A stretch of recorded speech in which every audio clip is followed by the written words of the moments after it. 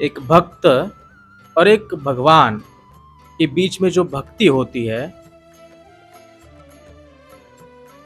भक्त और भगवान के बीच में जो भक्ति होती है, उसका एक अलौकिक उदाहरण है शरभंगा और राम, इनकी भेंट। शरभंगा और राम की भेंट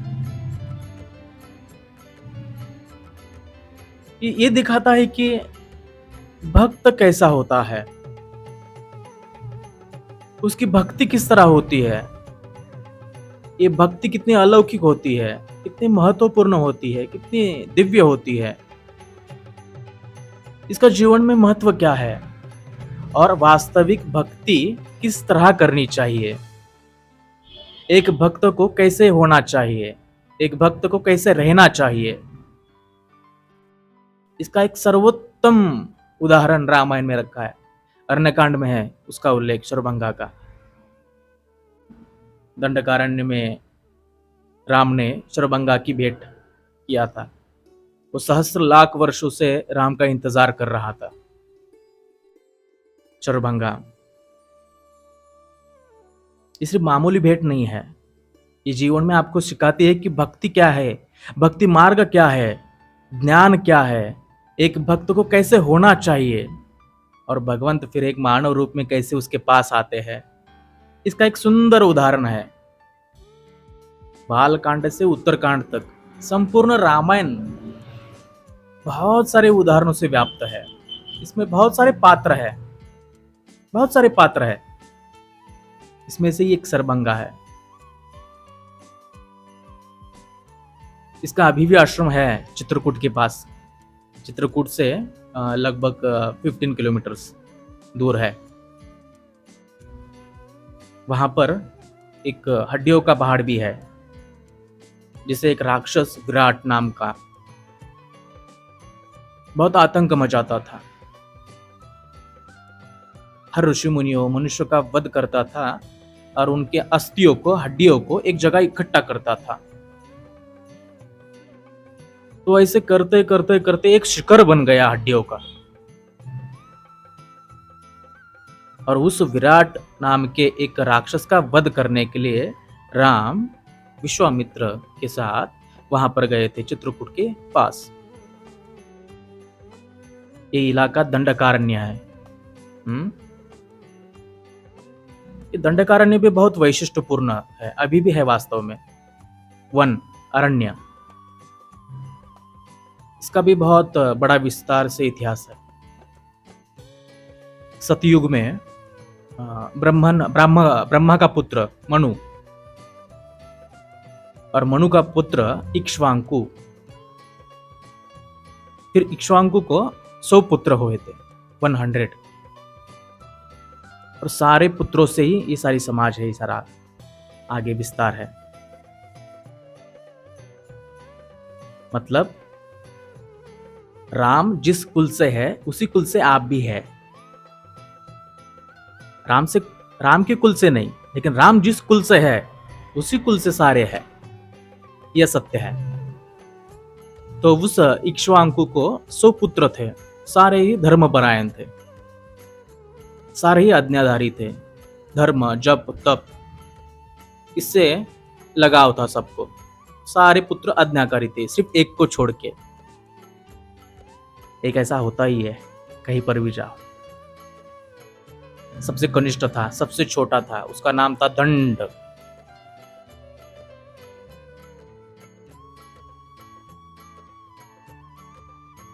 उसका नाम रखने के पीछे भी एक विशिष्ट कारण है, क्योंकि वो किसी की बात सुनता नहीं था, धर्म से चलता नहीं था, उद्धट वर्तन था, धर्म से जुड़कर नहीं रहता था, बहुत ही उद्दंड वर्तन।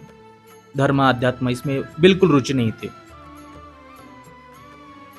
बाकी सारे पुत्रों को एक अच्छे अच्छे गुरु की प्राप्ति हो गई, लेकिन दंड को कोई गुरु अपनाने के लिए तैयार नहीं था,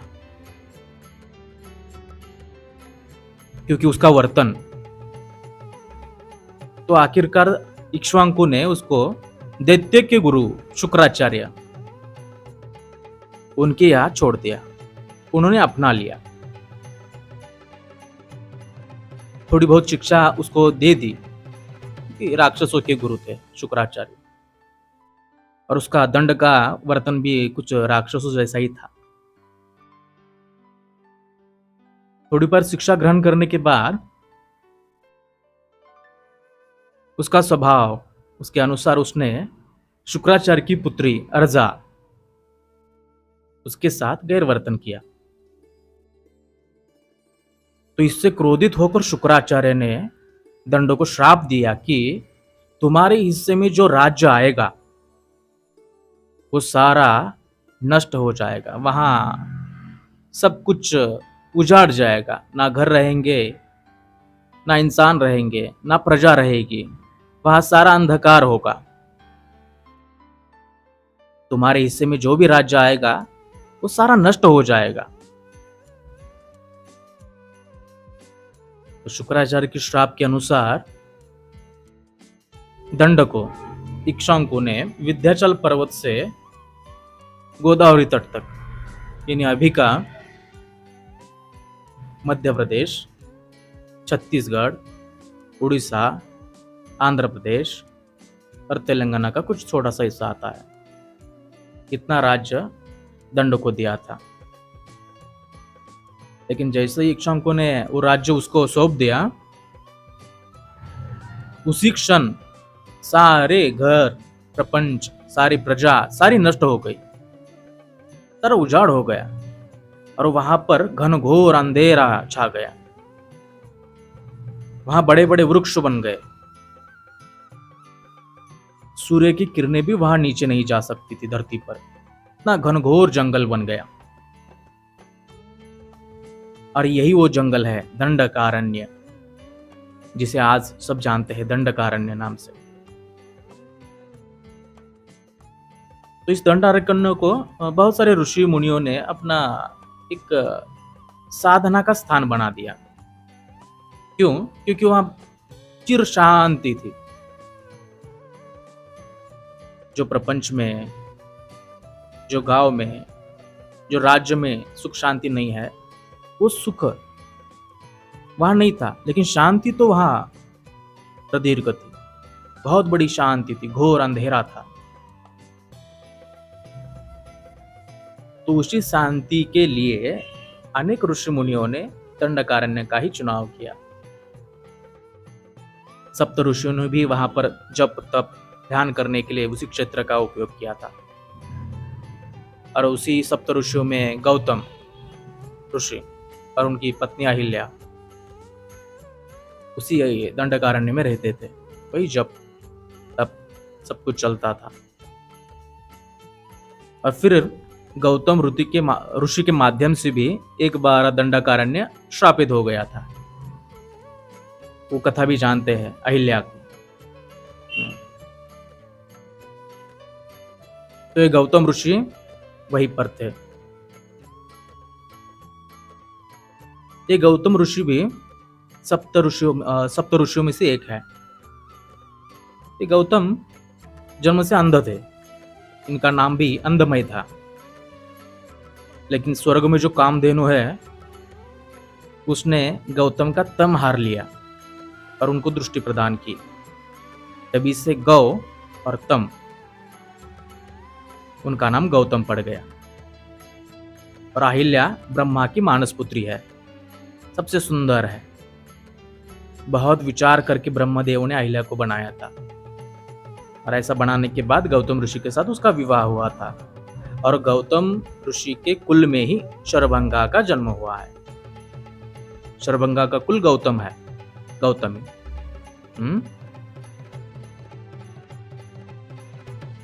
तो ये शरभंगा इतना विद्वान था, इतना जप तप योग, एक पल पल एक क्षण क्षण उसने कभी भी व्यर्थ नहीं गवाया। चित्रकूट के पास उसका आश्रम था, एक पल भी व्यर्थ नहीं गवाया। अपनी योग विद्या के सहायता से उसने ब्रह्मलोक को भी प्राप्त किया था।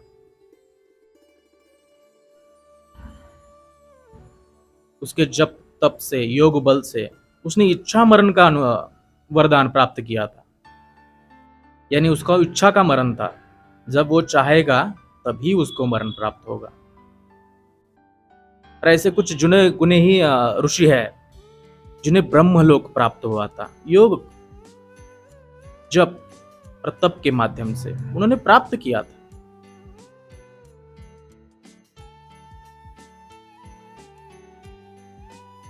ये इतने योगी थे कि बहुत पूरे राज्य से उन्हें सिर्फ देखने के लिए, उनके दर्शन के लिए लोग आते थे, क्योंकि उनका योग सामर्थ्य बहुत विशाल था, अलौकिक था।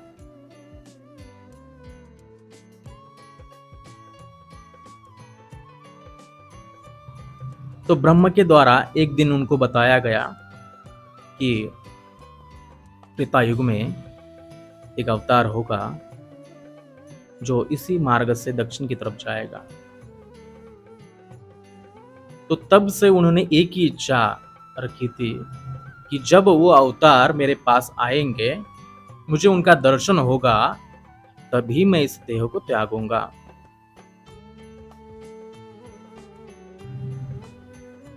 उनकी इच्छा के कारण सहस्त्र वर्षों तक वो राम का इंतजार कर रहे थे, उस अवतार का इंतजार कर रहे थे, क्योंकि उनको इसके दर्शन चाहिए थे। सिर्फ हड्डियों का ढांचा बचा था, क्योंकि यह सब कुछ प्रकृति के अनुरूप चलता है। प्रकृति के कुछ नियम है, प्रकृति अपने नियम के अनुसार चलता है। तो इसके अनुसार सिर्फ हड्डियों का ढांचा बचा था, बाकी सारा मांस मज्जा सब कुछ प्रकृति के नियम अनुसार गल चुका था। लेकिन फिर भी इच्छा थी कि राम का दर्शन होना चाहिए, उसके बाद ही मैं देह त्यागूंगा।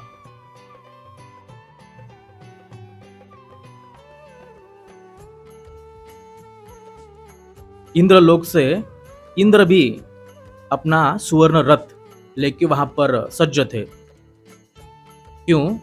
क्योंकि उनको आदेश था कि ऋषि सरभंगा को ब्रह्मलोक लेके आना है। जब वो अपनी इच्छा प्रकट करे तब जीवित उनको इंद्र के द्वारा ब्रह्मलोक में पहुंचाना था। इसलिए उनके आश्रम के बाहर इंद्रदेव का रथ भी सुसज्ज था। ब्रह्मलोक के द्वार भी उसके लिए खुले थे और उसके इंतजार में थे कि शरभंगा कब आएंगे। सिर्फ हड्डियों का ढांचा बचा था। उनकी आंखें सिर्फ उस रास्ते पर लगी रही थी कि कब एक सुंदर, एक मादक, एक पुरुष की आकृति दिखेगी और कब राम मेरे पास आएंगे। आखिरी क्षण थे, बस एक पल उनको देखने के बाद सब कुछ छोड़ के जाना था। रामचरितमानस में तुलसीदास ने एक बहुत सुंदर चौपाई लिखा है। चित्तवत पथ रही है दिन राती, अब दिखे प्रभु जुड़ा न छाती। नाथ में सकल मैं साधनहीन, नाथ सकल मैं साधनहीन, किन्हीं कृपा जानी जनतीन। रात दिन चित्तवत उस पथ पर था, सारा चित्त उस रास्ते पर था कि कब वो राम आएंगे और इस देह का त्याग करके जो जीर्ण हुआ है, अभी उनसे खुद से उठा भी नहीं जा रहा है, तो शैया पर लेटे हैं। इंद्र का सुवर्ण रथ बाहर इंतजार कर रहा है, ब्रह्म द्वार खुला है, इतनी योग विद्या है, इतनी साधना है, इतना जप का बल है, तप का बल है, फिर भी इंतजार है उस प्रभु की कि कब वो आएगा, दर्शन होगा और इस मृत लोक को छोड़ के ब्रह्मलोक को प्राप्त होऊंगा।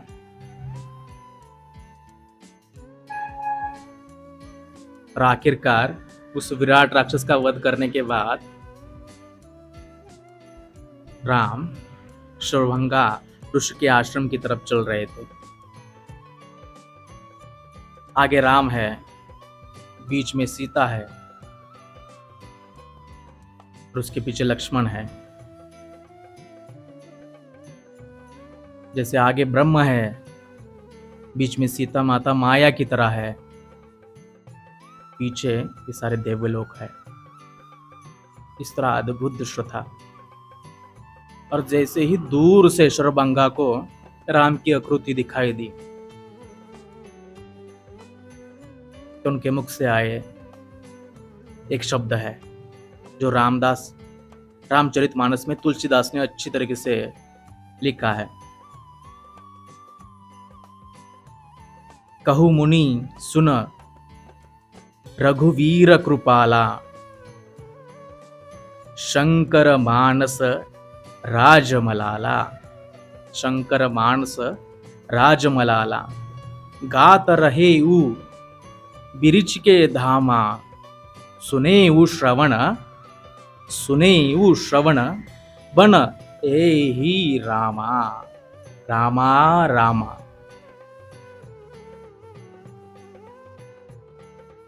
दूर से वो शंकर की तरह दिख रहे थे। ये शरभंगा बोल रहा है। एक नीली आभा उनके आसपास दिखाई दे रही है। जैसे मानस सरोवर में राजहंस होता है उसी प्रकार वो दिख रहे थे। शरभंगा बोल रहा है, शंकर मानस राजमलाला।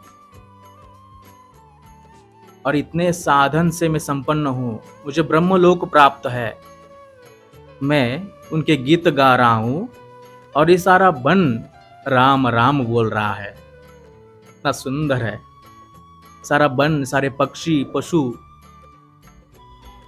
सारे पेड़, सारे राम राम बोल रहे हैं क्योंकि राम आ रहे हैं। जैसे ही राम दिखाई दिए, राम ने शरभंगा को नमस्कार किया।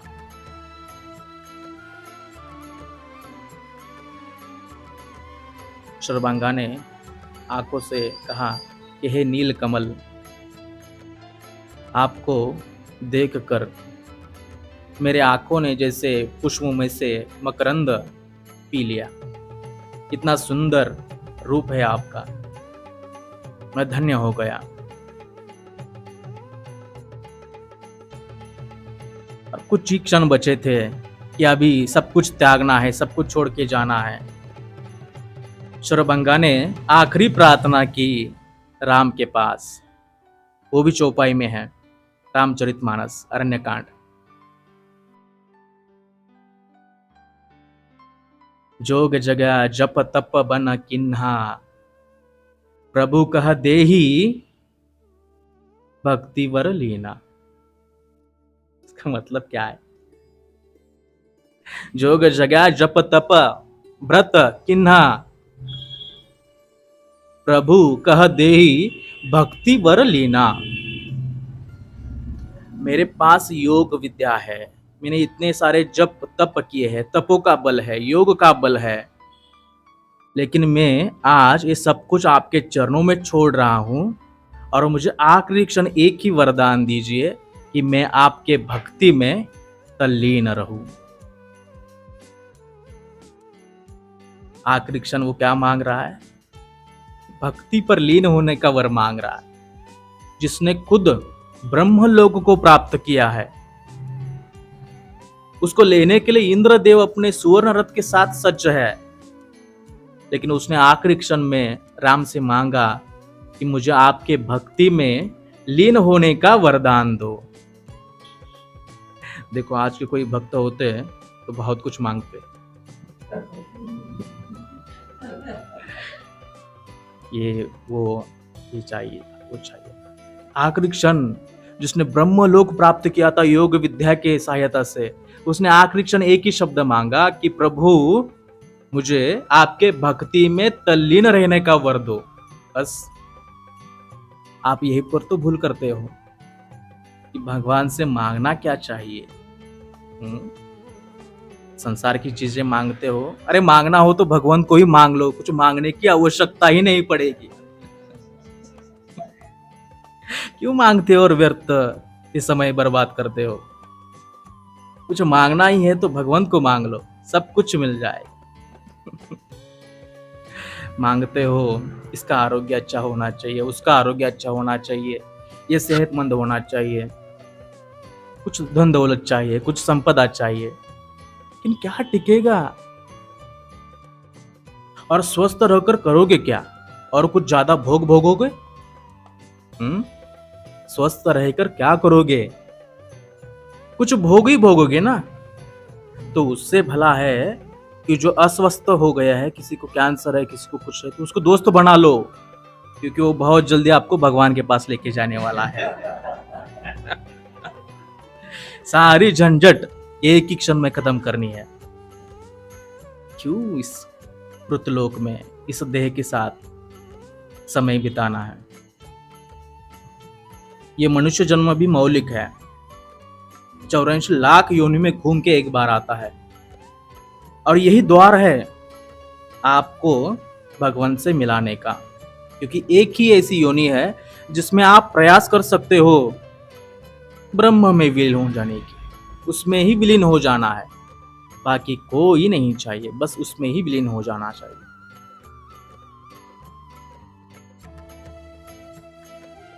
और ऐसे बोलकर शर्वंगा ने योग अग्नि प्रकट की और अपने देह को त्याग कर ब्रह्मलोक के लिए प्रस्थान कर गए। इतना सुंदर अरण्य कांड में उनका वर्णन है, राम और शर्वंगा भेंट। अवश्य पढ़ना, सुनना, प्रेरणा देता है एक भक्त को। भक्ति क्या है? लोका समस्ता सुखिनो भवन्तु, लोका समस्ता सुखिनो भवन्तु।